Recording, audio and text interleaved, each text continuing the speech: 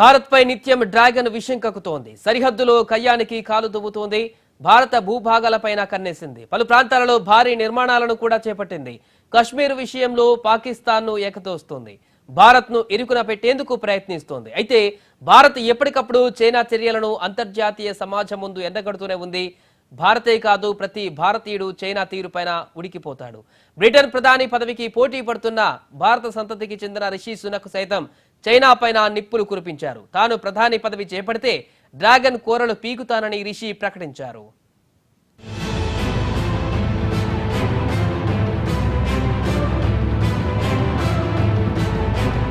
జమ్మూ కాశ్మీర్ రాష్ట్రం పూర్తిగా భారత అంతర్భాగమే. అటు లడకైనా, ఇటు గిల్గిస్తాన్, బాలిస్తాన్ అయినా ఇది భారత్ మాట కాదు, ప్రతి భారతీయుడి మాట.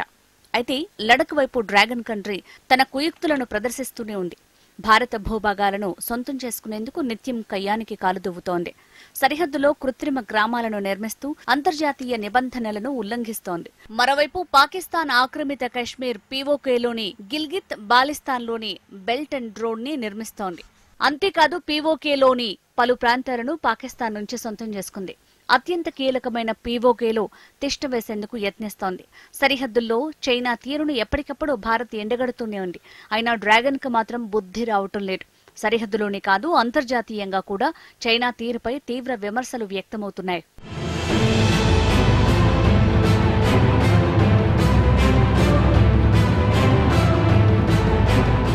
బ్రిటన్ ప్రధాని ఎన్నిక ప్రచారంలోనూ చైనానే టార్గెట్ అయింది. బ్రిటన్ ప్రధాని అభ్యర్థి భారత సంతతికి చెందిన రిషి సునక్ చైనాపై సంచలన వ్యాఖ్యలు చేశారు. తాను బ్రిటన్ ప్రధానిగా ఎన్నికైతే డ్రాగన్ కంట్రీకి చుక్కలు చూపుతామన్నారు. బ్రిటన్లోని 30 ఇన్స్టిట్యూట్లను మూసివేస్తామని తెలిపారు. దీంతో సంస్కృతి, భాషా కార్యక్రమాలతో విస్తరిస్తున్న డ్రాగన్ కంట్రీకి చెక్ పెడతామన్నారు. చైనా గూఢచర్యాన్ని అడ్డుకునేందుకు బ్రిటన్ దర్యాప్తు సంస్థ MI5 ని ఉపయోగిస్తామని వెల్లడించారు. చైనా సైబర్ దాడుల్ని అరికట్టేందుకు నాటో తరహా అంతర్జాతీయ సహకారాన్ని నిర్మిస్తామని స్పష్టం చేశారు. సాంకేతికతను దొంగిలించి యూకే విశ్వవిద్యాలయంలోకి చొచ్చుకుపోతోందని విమర్శలు గుప్పించారు. అక్రమంగా ఉక్రెయిన్పై దాడికి దిగిన రష్యాకు చైనా మద్దతు ఇస్తోందని ఆరోపించారు. తైవాన్తో సహా భారత్ వంటి పొరుగు దేశాలను బెదిరించే ప్రయత్నం చేస్తోందని మండిపడ్డారు.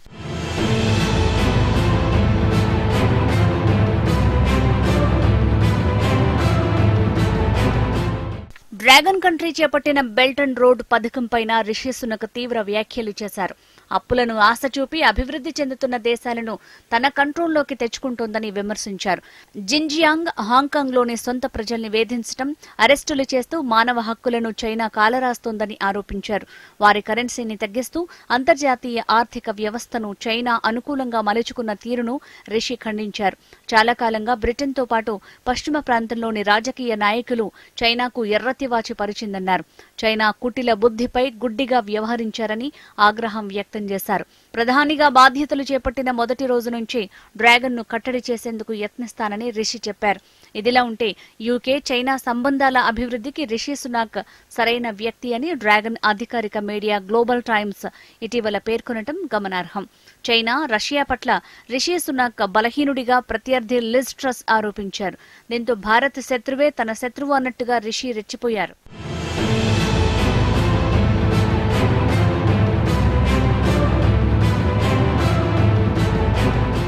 బ్రిటన్లో రాజకీయాలు వేడెక్కుతున్నాయి. ప్రధాని అభ్యర్థికి చివరి రౌండ్లో రిషి సునక్, లిజ్ ట్రస్ పోటీ పడుతున్నారు. ఇరువురిపై యునైటెడ్ కింగ్డమ్లో సర్వేలు హోరెత్తుతున్నాయి. లిజ్ ట్రస్ కు అనుకూలంగా సర్వేలు వస్తున్నాయి.